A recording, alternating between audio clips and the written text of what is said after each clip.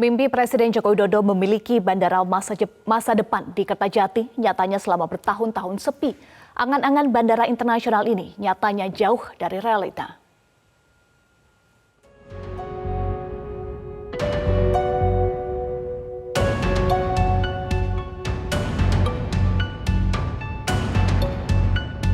Presiden Joko Widodo meresmikan Bandara Kertajati pada 24 Mei 2018.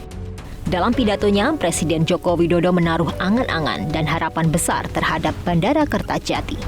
Pada akhir Juni 2023, tim realitas bertolak ke Majalengka untuk melihat wajah Bandara Internasional Kertajati.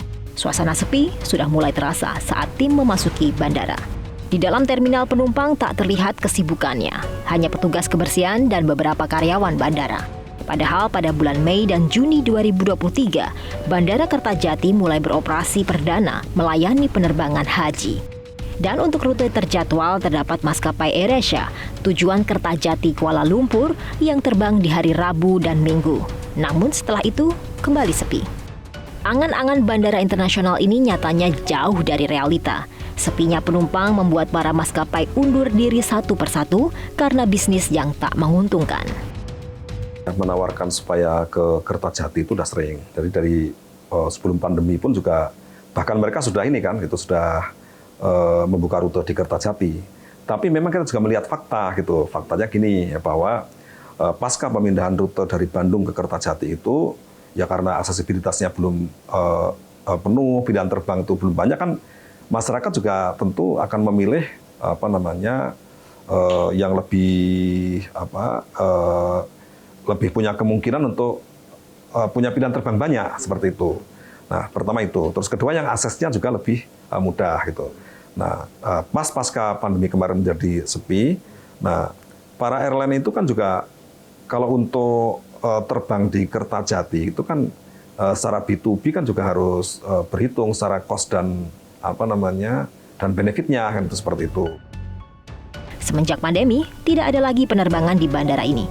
Bandara mengalami peningkatan penumpang karena adanya penerbangan haji. Ini dilihat dari data grafik pergerakan penumpang 5 bulan terakhir. Sementara itu, lokasi bandara disebut kurang strategis. Pengamat kebijakan publik Agus Pambagio mengatakan dipilihnya Kertajati menjadi bandara sudah keliru.